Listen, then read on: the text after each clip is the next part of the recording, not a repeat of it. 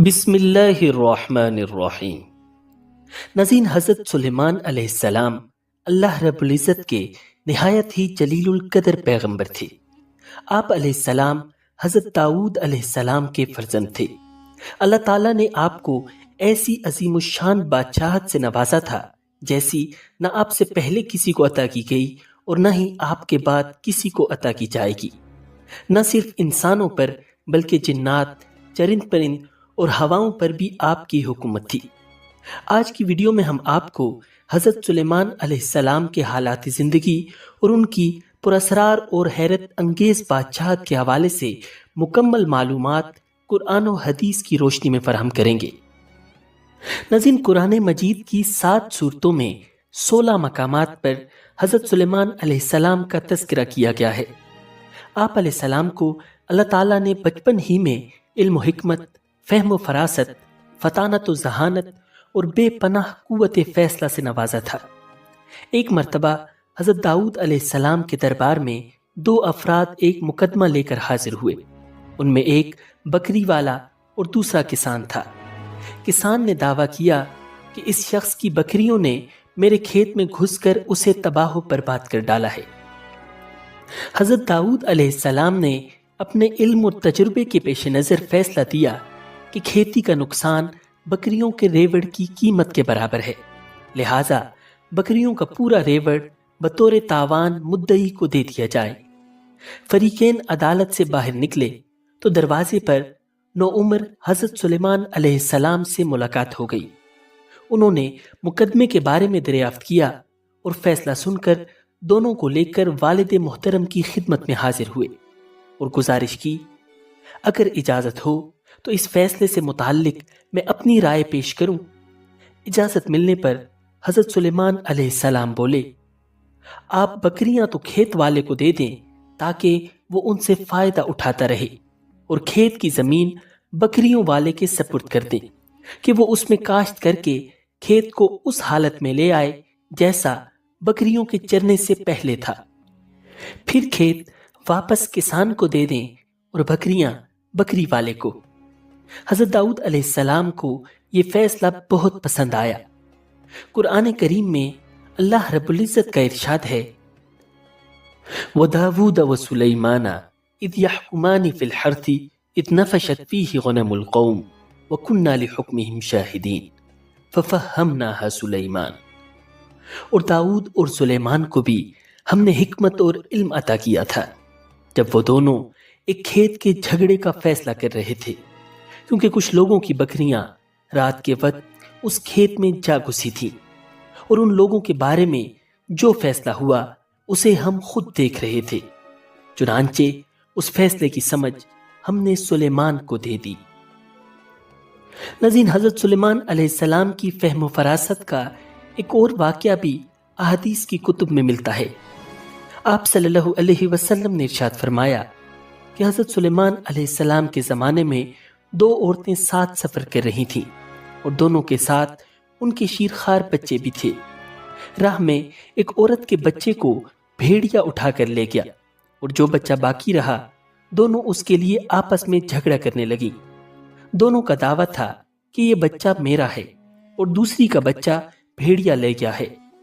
جب حضرت داؤد علیہ السلام کے پاس یہ معاملہ پہنچا تو انہوں نے پورا مقدمہ سن کر بڑی کے حق میں فیصلہ دیا، اس لیے کہ بظاہر بچہ بڑی کے قبضے میں تھا اور چھوٹی اس کے قبضے کے خلاف کوئی گواہ نہ پیش کر سکی۔ جب عورتیں واپس ہو کر حضرت سلیمان علیہ السلام کے پاس سے گزریں تو انہوں نے ان کے قضیے کی تفصیل دریافت فرمائی اور سن کر حکم دیا کہ ایک چھری لائی جائے اور اس بچے کے 2 ٹکڑے کر کے ایک بڑی کو اور ایک چھوٹی کو دے دیا جائے۔ بڑی خاموش رہی، مگر چھوٹی یہ فیصلہ سن کر چیخنے چلانے لگی کہ خدارا اس بچے کے 2 ٹکڑے نہ کیجیے، میں بڑی کے حق میں دستبردار ہوتی ہوں۔ تب سب کو یہ یقین ہو گیا کہ یہ بچہ چھوٹی کا ہے اور بڑی جھوٹا دعویٰ کر رہی ہے، لہٰذا بچہ چھوٹی کے حوالے کر دیا گیا۔ ناظرین، قرآن مجید میں اللہ رب العزت نے حضرت سلیمان علیہ السلام کی دعا کا تذکرہ فرمایا ہے۔ حضرت سلیمان علیہ السلام نے دعا مانگی، اے میرے پروردگار، میری مغفرت فرما اور مجھے ایسی بادشاہت عطا کر جو میرے بعد کسی کو بھی میسر نہ ہو، بے شک تو بڑا عطا فرمانے والا ہے۔ ناظرین، حضرت سلیمان علیہ السلام کی یہ دعا اللہ کے دین کے غلبے ہی کے لیے تھی، چنانچہ اللہ رب العزت نے دعا قبول فرمائی اور انہیں ایک ایسی عظیم الشان حکومت عطا فرمائی جس میں دنیا کی ہر شے آپ کی مطیع اور فرما بردار تھی۔ آپ علیہ السلام ہوا کو حکم دیتے تو وہ مہینوں کا سفر گھنٹوں میں طے کر دیتی۔ چرند پرند ہر حکم کی تابعداری کے لیے حاضر ہوتے تھے۔ سرکش جنات ہر وقت ہاتھ باندھے احکامات کی بجا آوری کے لیے تیار رہتے تھے اور شیاطین زنجیروں میں جکڑے رہتے تھے۔ ناظرین، سورہ انبیاء میں اللہ رب العزت نے ارشاد فرمایا، وَلِسُلَيْمَانَ الرِّيحَ عَاصِفَةً تَجْرِي بِأَمْرِهِ إِلَى الْأَرْضِ الَّتِي بَارَكْنَا فِيهَا وَكُنَّا بِكُلِّ شَيْءٍ عَالِمِينَ، اور ہم نے تیز چلتی ہوئی ہوا کو سلیمان کے تابع کر دیا تھا جو ان کے حکم سے اس سرزمین کی طرف چلتی تھی جس میں ہم نے برکتیں رکھی ہیں، اور ہمیں ہر بات کا پورا پورا علم ہے۔ ناظرین، حضرت حسن بصری رحمہ اللہ فرماتے ہیں کہ ہوا کے مسخر کرنے کا واقعہ حضرت سلیمان علیہ السلام کے ساتھ اس وقت پیش آیا جب آپ علیہ السلام اپنے لشکری گھوڑوں کے معائنے میں مصروف تھے۔ اس دوران میں آپ علیہ السلام کی عصر کی نماز فوت ہو گئی۔ چونکہ اس غفلت کا سبب گھوڑے بنے تھے، لہٰذا انہوں نے اپنے ان خوبصورت اور بیش بہا گھوڑوں کو ذبح کر دیا۔ حضرت سلیمان علیہ السلام نے جب اپنی سواری کے جانور قربان کر دیے تو اللہ تعالیٰ نے انہیں اس سے بہتر سواری عطا فرمائی اور ہوا کو مسخر کر دیا۔ ناظرین، حضرت سلیمان علیہ السلام کے ان گھوڑوں کا واقعہ قرآن کریم کی سورہ صاد کی آیات 31، 32 اور 33 میں موجود ہے۔ سورہ سبا میں اللہ رب العزت نے ارشاد فرمایا، وَلِسُلَيْمَانَ الرِّيحَ غُدُوُّهَا شَهْرٌ وَرَوَاحُهَا شَهْرٌ، اور سلیمان کے لیے ہم نے ہوا کو تابع بنا دیا تھا، اس کا صبح کا سفر بھی 1 مہینے کی مسافت کا ہوتا تھا اور شام کا سفر بھی 1 مہینے کی مسافت کا۔ یعنی حضرت سلیمان علیہ السلام اپنے لشکر کے ساتھ تخت پر بیٹھ جاتے اور جدھر آپ علیہ السلام کا حکم ہوتا ہوائیں اسے اتنی رفتار سے لے جاتی کہ 1 مہینے جتنی مسافت صبح سے دوپہر تک کی 1 منزل میں طے ہو جاتی، اور پھر اسی طرح 1 مہینے کی مسافت دوپہر سے رات تک میں، یعنی اس طرح 1 دن میں 2 مہینوں کی مسافت طے ہو جاتی۔ ناظرین، اللہ تعالیٰ نے جنات اور شیاطین کو بھی حضرت سلیمان علیہ السلام کا تابع اور فرمانبردار بنا دیا تھا، جو نوکروں چاکروں کی طرح آپ علیہ السلام کا ہر حکم بجا لاتے۔ وہ آپ کے لیے سمندر کی تہ سے قیمتی موتی اور ہیرے جواہرات تک نکال لاتے۔ حضرت سلیمان علیہ السلام کو بڑی اور خوبصورت عمارتیں بنانے کا شوق تھا، چنانچہ وہ آپ کے حکم پر شاندار عمارتیں بھی بناتے۔ ناظرین، روایات میں آتا ہے کہ جب حضرت سلیمان علیہ السلام نے بیت المقدس کی تعمیر کا ارادہ کیا تو جنات کو دور دراز سے بڑے اور خوبصورت ترین پتھر لانے کا حکم دیا۔ چنانچہ جنات دور دراز سے ایسے پتھر لاتے تھے اور پھر آپ علیہ السلام کی نگرانی میں بیت المقدس کی تعمیر کا کام انجام دیتے تھے۔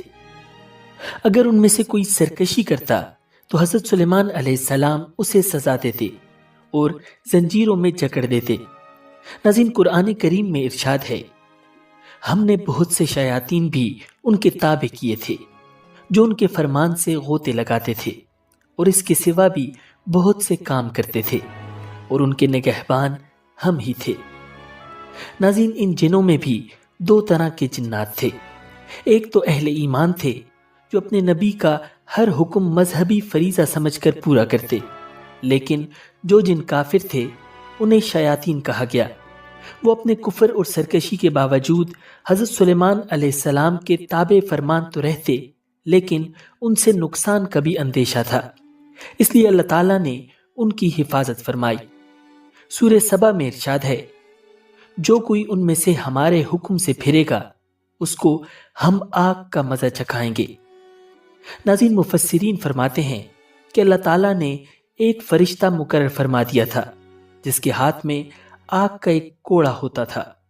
جو جن حضرت سلیمان علیہ السلام کے حکم سے سرتابی کرتا، فرشتہ اسے وہ کوڑا مارتا جس سے وہ جل کر بھسم ہو جاتا۔ ناظرین، قرآن کریم میں ارشاد باری تعالیٰ ہے وَأَسَلْنَا لَهُ عَيْنَ الْقِطْرِ، اور ہم نے ان کے لیے تانبے کا چشمہ بہا دیا۔ اللہ تعالیٰ کی جانب سے حضرت سلیمان علیہ السلام کو عطا کیے گئے معجزات میں سے ایک پگھلے ہوئے تانبے کے وہ چشمے ہیں جن میں جنات بڑی بڑی دیگیں، برتن اور بحری جہاز تیار کیا کرتے تھے۔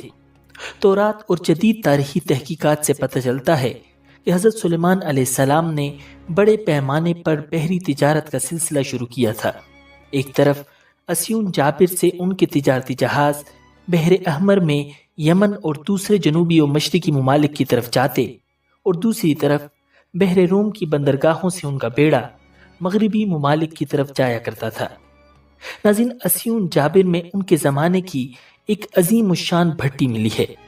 آثار قدیمہ کے ماہرین کا اندازہ ہے کہ یہاں ادوم کے علاقے اربا کی کانوں سے خام لوہا اور تانبا لایا جاتا اور اس بھٹی میں پگھلا کر اسے دوسرے کاموں کے علاوہ جہاز سازی میں بھی استعمال کیا جاتا تھا۔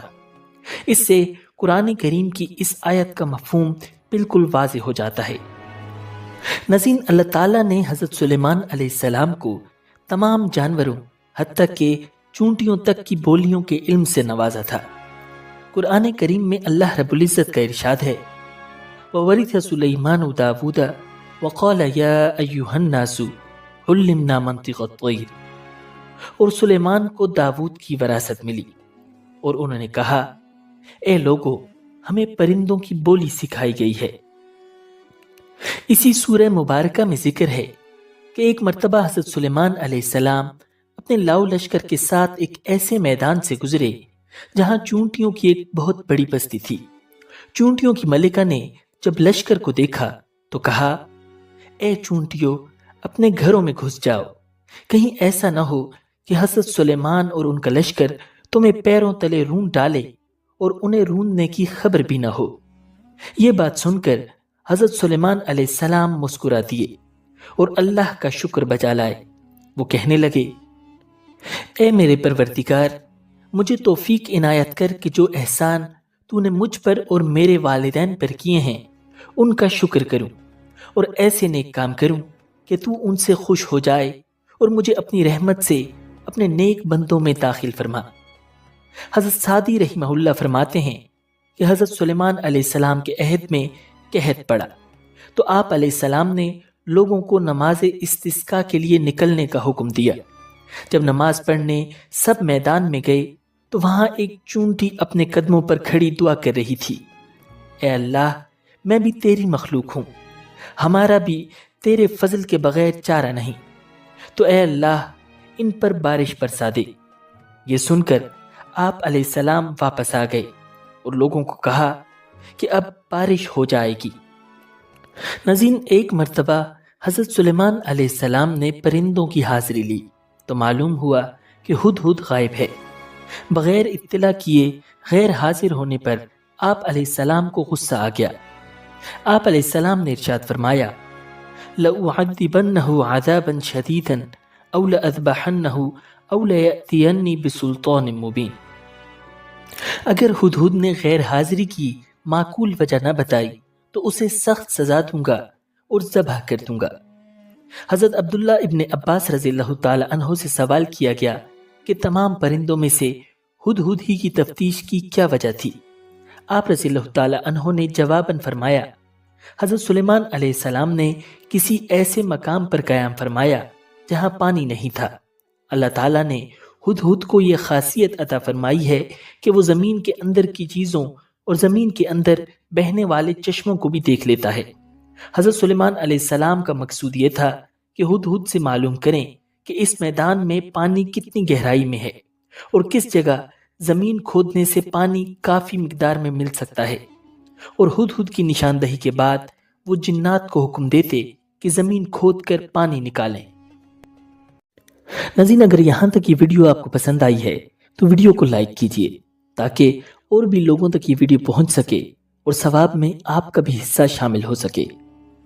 अभी कुछ ही देर गुजरी थी कि हुदहुद हाजिर हो गया और कहने लगा, मैं आपके लिए एक ऐसी खबर लाया हूं जिसका आपको इल्म नहीं।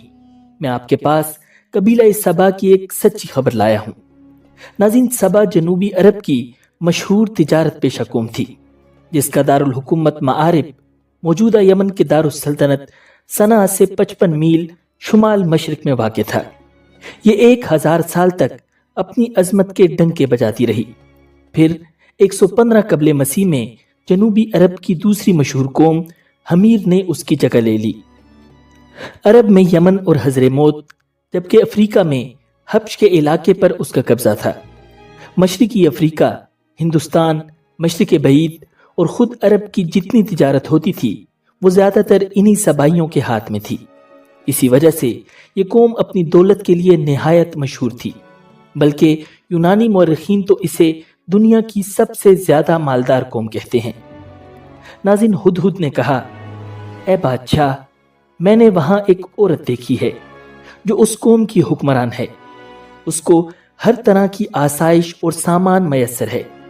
उसका तख्त भी बड़ा अजीमुश्शान है। मैंने देखा कि वो और उसकी कौम अल्लाह के बजाय सूरज के आगे सजदा करती है। इब्लीस ने उनके आमाल उनकी नज़र में मरगूब कर रखे हैं और उन्हें राह हक से रोक रखा है। बस वो हिदायत पर नहीं आते कि उस अल्लाह को सजदा करें जो आसमानों और ज़मीनों की पोशीदा चीज़ें निकालता है, और जो कुछ तुम छुपाते हो और जाहिर करते हो वो सब कुछ जानता है। उसके सिवा कोई माबूद बरहक नहीं, वही अर्श अजीम का मालिक है। हजरत सुलेमान अलैहिस्सलाम ने फरमाया, अब हम देखेंगे कि तूने सच कहा है या तू झूठा है। मेरा ये खत ले जाकर उन्हें दे दे, फिर उनके पास से हट जा और देख कि वो क्या जवाब देते हैं। नाज़रीन, हुदहुद ने हजरत सुलेमान अलैहिस्सलाम के हुक्म की फौरी तामील की और खत लेकर मलका सबा के पास पहुंचा। रिवायात में है कि मलका सबा, जिसका नाम बिल्कीस था, उस वक्त भी आफताब की पूजा कर रही थी। हुदहुद खत उसके करीब डालकर वहां से हट गया। मलिका ने जब खत पढ़ा तो मुतफक्किर हो गई और फौरी तौर पर दरबारी तलब कर लिए। बिल्कीस की मजलिस शूरा के अरकान की तादाद 313 थी और उनमें से हर एक 10,000 अफराद का नुमाइंदा था। मलिका ने कहा, ए अहले दरबार, मेरी तरफ एक बड़ा अहम खत फेंका गया है जो फिलिस्तीन और शाम के अजीम फरमारवा सुलेमान की जानिब से है, जिसे बिस्मिल्लाहिर्रहमानिर्रहीम से शुरू किया गया है। उसमें कहा गया है कि हम सरकशी छोड़कर इताअत इख्तियार करें और मुसलमान होकर सुलेमान के आगे हाजिर हो जाएं।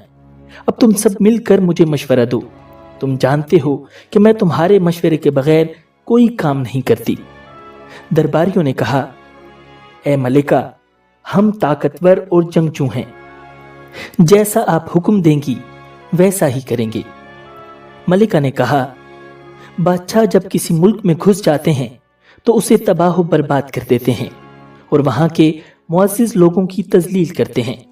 चुनांचे उनसे लड़ना खिलाफ मसलहत है। मैं उन लोगों की तरफ एक हदिया भेजती हूँ, फिर देखती हूँ कि वो क्या जवाब देते हैं। नाज़रीन, हजरत सुलेमान अलैहिस्सलाम की तरफ तोहफ़े भेजने का मकसद उनका इम्तिहान लेना था कि वो वाकई अल्लाह के नबी हैं या महज मुल्क गिरी चाहते हैं। तो बिल्कीस ने बहुत सारे तोहफ़े के साथ अपने एलची को हजरत सुलेमान अलैहिस्सलाम के दरबार में भेज दिया। इसराइली रिवायात के मुताबिक बिल्कीस ने जो तोहफ़े भेजे उनमें सोने की ईंटें, जवाहिरात, 100 गुलाम, 100 कनीजें और मलिका का एक खत भी था। अल्लाह ताला ने अपने नबी को इन तोहफ़े की तफसीलात वही के जरिए पहले ही बता दी थी। हजरत सुलेमान अलैहिस्सलाम ने जिन्नात को हुक्म दिया कि शहर में दाखिल होने वाले रास्ते पर सोने चांदी की ईंटों का फर्श बिछा दिया जाए। रास्ते के दोनों जानिब सोने के अजीबुल खल्कत जानवर खड़े कर दिए जाएं। वुज़रा और उम्माले सल्तनत की तमाम कुर्सियों को सोने का कर दिया जाए। दरबार को हीरे जवाहिरात से मुज़य्यन किया जाए। अलगर्ज जब बिल्कीस के कासिद वहां पहुंचे और उन्होंने ये सब देखा تو شرمندہ ہوئے اور مروب بھی۔ حضرت سلیمان علیہ السلام نے قاصدوں سے کہا، کیا تم لوگ مال سے میری مدد کرنا چاہتے ہو؟ مگر دیکھ لو، جو کچھ اللہ نے مجھے دے رکھا ہے وہ اس سے بہت زیادہ ہے جو تمہیں دیا ہے، لہٰذا تمہارا تحفہ تمہیں مبارک ہو۔ اب تم اپنے تحائف کے ساتھ واپس جاؤ اور اپنی ملکہ سے کہنا کہ ہمارا انتظار کرے، ہم ایک زبردست لشکر لے کر آئیں گے جن کا وہ مقابلہ نہیں کر سکے گی، اور پھر ہم تم سب کو ذلت کے ساتھ وہاں سے نکال پھینکیں گے۔ قاصد نے واپس آ کر ملکہ کو حضرت سلیمان علیہ السلام کا سخت پیغام پہنچایا۔ بلقیس ایک سمجھدار اور دانا خاتون تھی، وہ سمجھ گئی کہ واقعی یہ اللہ کے نبی ہیں، لہٰذا اس نے جنگ کے بجائے حضرت سلیمان علیہ السلام کے دربار میں حاضر ہو کر اپنی اطاعت کا یقین دلانے کا فیصلہ کیا، اور وہ شاہانہ ٹھاٹ پاٹ کے ساتھ حضرت سلیمان علیہ السلام کی طرف روانہ ہو گئی۔ ناظرین، حضرت سلیمان علیہ السلام کو اللہ تعالیٰ نے وحی کے ذریعے مطلع فرما دیا تھا کہ بلقیس تمہاری فرما بردار بن کر حاضر ہو رہی ہے۔ چنانچہ حضرت سلیمان علیہ السلام نے اپنے درباریوں سے کہا، تم میں سے کون ملکہ کا تخت میرے پاس لا سکتا ہے قبل اس کے کہ وہ لوگ مسلمان ہو کر میرے پاس پہنچیں؟ جنوں میں سے ایک کبھی ہیکل جن نے کہا، میں اس تخت کو حاضر کر دوں گا قبل اس کے کہ آپ اپنی جگہ سے اٹھیں، میں اس کی طاقت رکھتا ہوں اور امانت دار بھی ہوں۔ پھر جس شخص کے پاس کتاب کا علم تھا وہ بولا، میں آپ کی پلک جھپکنے سے پہلے اسے لائے دیتا ہوں۔ جو ہی حضرت سلیمان علیہ السلام نے وہ تخت اپنے پاس رکھا ہوا دیکھا تو پکار اٹھے، یہ سب میرے رب کا فضل ہے، تاکہ وہ مجھے آزمائے کہ میں شکر کرتا ہوں یا ناشکری۔ شکر گزار اپنے ہی نفع کے لیے شکر گزاری کرتا ہے، اور جو ناشکری کرے تو میرا رب بے نیاز اور بزرگ و برتر ہے۔ ناظرین، وہ شخص کون تھا جو پلک جھپکنے سے پہلے ہی تخت دربار سلیمانی میں لے آیا؟ مفسرین کے مطابق وہ شخص حضرت سلیمان علیہ السلام کا کوئی دوست تھا۔ ابن اسحاق رحمہ اللہ نے اس کا نام آصف بن برخیہ بتایا ہے۔ بعض روایات کے اعتبار سے یہ ان کا خالہ زاد تھا، اور یہ واقعہ آصف برخیہ کی کرامت تھی۔ کہا جاتا ہے کہ اس تخت کا طول 80 ہاتھ، عرض 40 ہاتھ اور اونچائی 30 ہاتھ تھی۔ اس میں موتی، سرخ یاقوت اور سبز زمرد جڑے ہوئے تھے۔ حضرت سلیمان علیہ السلام نے ملکہ کا امتحان لینے کے لیے ان کے تخت میں کچھ رد و بدل کروا دیا۔ جب وہ آئیں تو ان سے پوچھا، کیا تمہارا تخت بھی اسی طرح کا ہے؟ انہوں نے کہا، یہ تو گویا ہو بہو وہی ہے، اور ہمیں تو پہلے ہی معلوم ہو گیا تھا، اور ہم فرما بردار ہو چکے ہیں۔ بلقیس کے آنے سے پہلے حضرت سلیمان علیہ السلام نے ایک ایسی عمارت بنانے کا حکم دیا جس کا فرش شیشے کا ہو، نیچے پانی جاری ہو، پانی میں مچھلیاں اور دوسرے آبی جانور ہوں۔ حضرت سلیمان علیہ السلام اس عمارت میں اپنے شاہی تخت پر جلوہ افروز تھے، اور شیشے کے نیچے سے پانی اپنی پوری آب و تاب سے بہہ رہا تھا، جبکہ اس کے اوپر کا شیشہ نظر نہیں آتا تھا۔ بلقیس کو اسی محل میں لایا گیا۔ ناظرین، ارشاد باری تعالیٰ ہے، قیل لها ادخل الصرح فلما رأته حسبته لجة وكشفت عن ساقيها قال إنه صرح ممرد من قوارير قالت رب إني ظلمت نفسي وأسلمت مع سليمان لله رب العالمين۔ اس سے کہا گیا کہ اس محل میں داخل ہو جاؤ۔ اس نے جو دیکھا تو یہ سمجھی کہ یہ پانی ہے، اس لیے اس نے پائنچے چڑھا کر اپنی پنڈلیاں کھول دیں۔ سلیمان نے کہا کہ یہ تو محل ہے جو شیشوں کی وجہ سے شفاف نظر آ رہا ہے۔ ملکہ بول اٹھی، میرے پروردگار، حقیقت یہ ہے کہ میں نے اب تک اپنی جان پر ظلم کیا ہے، اور اب میں نے سلیمان کے ساتھ رب العالمین کی فرما برداری قبول کر لی ہے۔ ناظرین، ملکہ سبا کے مسلمان ہونے کے بعد کیا ہوا؟ قرآن کریم میں اس کی تفصیل نہیں ملتی، تاہم تفسیری روایات کے مطابق ان کا حضرت سلیمان علیہ السلام سے نکاح ہو گیا تھا۔ ابن عساکر کی حضرت اکرمہ رضی اللہ تعالی عنہ سے روایت ہے کہ مسلمان ہونے کے بعد بلقیس حضرت سلیمان علیہ السلام کے نکاح میں آ گئی تھیں اور آپ نے انہیں ان کے ملک واپس بھیج دیا تھا۔ حضرت سلیمان علیہ السلام نے یمن میں ان کے لیے 3 محل تعمیر کروائے تھے۔ آپ علیہ السلام وہاں تشریف لے جاتے اور 3 روز قیام فرماتے۔ ناظرین، سورہ سبا کی آیہ نمبر 14 میں حضرت سلیمان علیہ السلام کی وفات کے بارے میں فرمایا گیا ہے۔ اللہ تعالیٰ فرماتے ہیں فَلَمَّا قَضَيْنَا عَلَيْهِ الْمَوْتَ مَا دَلَّهُمْ عَلَى مَوْتِهِ إِلَّا دَابَّةُ الْأَرْضِ تَأْكُلُ مِنْ سَأَتَهُ فَلَمَّا خَرَّ تَبَيَّنَتِ الْجِنُّ أَن لَّوْ كَانُوا يَعْلَمُونَ الْغَيْبَ مَا لَبِثُوا فِي الْعَذَابِ الْمُهِينِ۔ پھر جب ہم نے سلیمان کی موت کا فیصلہ کیا تو ان جنات کو ان کی موت کا پتہ کسی اور نے نہیں بلکہ زمین کے کیڑے نے دیا جو ان کے عصا کو کھا رہا تھا۔ چنانچہ جب وہ گر پڑے تو جنات کو معلوم ہوا کہ اگر وہ غیب کا علم جانتے ہوتے تو اس ذلت والی تکلیف میں مبتلا نہ رہتے۔ ناظرین، دراصل جنات کے بارے میں مشہور ہو گیا تھا کہ وہ غیب کی باتیں جانتے ہیں۔ اللہ تعالیٰ نے حضرت سلیمان علیہ السلام کی وفات کے ذریعے اس عقیدے کے فساد کو واضح کر دیا۔ حقیقت یہی ہے کہ غیب کا علم سوائے اللہ تعالیٰ کے کسی اور کو نہیں۔ حضرت سعدی رحمہ اللہ حضرت ابن عباس رضی اللہ تعالیٰ عنہ اور دیگر کئی صحابہ کرام سے نقل کرتے ہیں کہ حضرت سلیمان علیہ السلام کا معمول تھا کہ آپ بیت المقدس میں کبھی 1 تو کبھی 2 سال تنہائی میں بسر کرتے تھے۔ اسی طرح بعض اوقات وہاں 1 یا 2 ماہ تنہا رہتے اور اس دوران اپنا کھانا پینا ساتھ رکھتے۔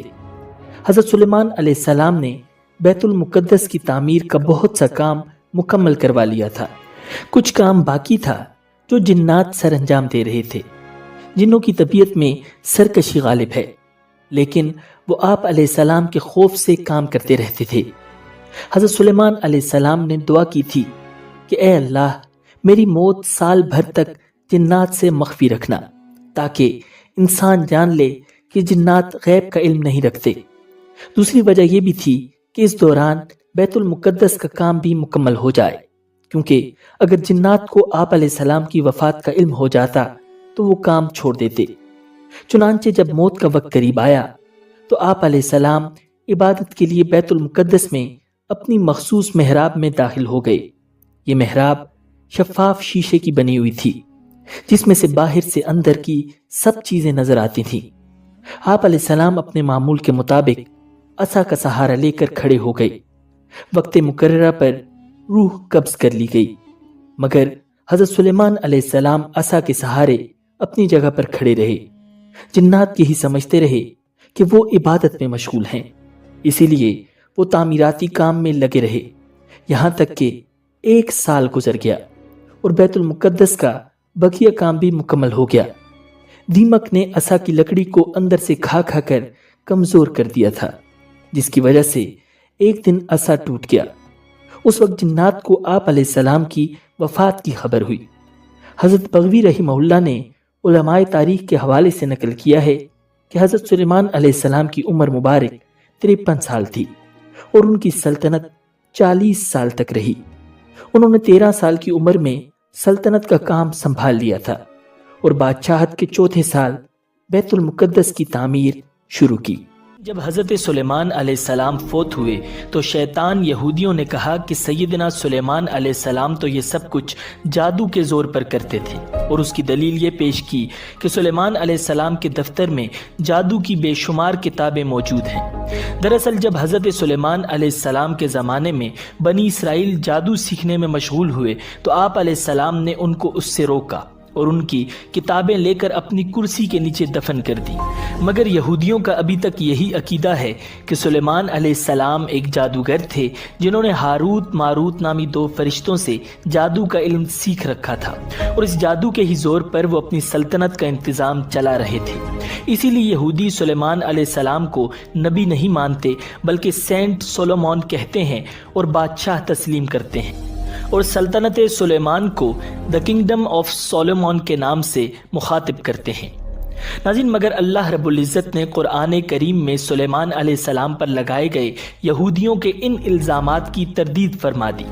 سورہ بقرہ کی آیہ نمبر 102 میں ارشاد ہے اور یہ بنی اسرائیل ان منتروں کے پیچھے لگ گئے جو سلیمان علیہ السلام کی سلطنت کے زمانے میں شیاطین پڑھا کرتے تھے، اور سلیمان علیہ السلام نے کوئی کفر نہیں کیا تھا، البتہ شیاطین لوگوں کو جادو کی تعلیم دے کر کفر کا ارتکاب کرتے تھے۔ نیز یہ بنی اسرائیل اس چیز کے پیچھے لگ گئے جو شہر بابل میں ہاروت اور ماروت نامی دو فرشتوں پر نازل کی گئی تھی۔ یہ دو فرشتے کسی کو اس وقت تک کوئی تعلیم نہیں دیتے تھے جب تک اس سے یہ نہ کہہ دیں کہ ہم محض آزمائش کے لیے بھیجے گئے ہیں، لہٰذا تم جادو کے پیچھے لگ کر کفر اختیار نہ کرنا۔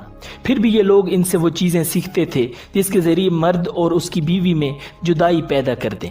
ویسے یہ واضح رہے کہ وہ اس کے ذریعے کسی کو اللہ کی مشیت کے بغیر کوئی نقصان نہیں پہنچا سکتے تھے، مگر وہ ایسی باتیں سیکھتے تھے جو ان کے لیے نقصان دہ تھیں اور فائدہ مند نہ تھیں، اور وہ یہ بھی خوب جانتے تھے کہ جو شخص ان چیزوں کا خریدار بنے گا آخرت میں اس کا کوئی حصہ نہیں ہوگا، اور حقیقت یہ ہے کہ وہ چیز بہت بری تھی جس کے بدلے انہوں نے اپنی جانیں بیچ ڈالیں، کاش کہ ان کو اس بات کا حقیقی علم ہوتا۔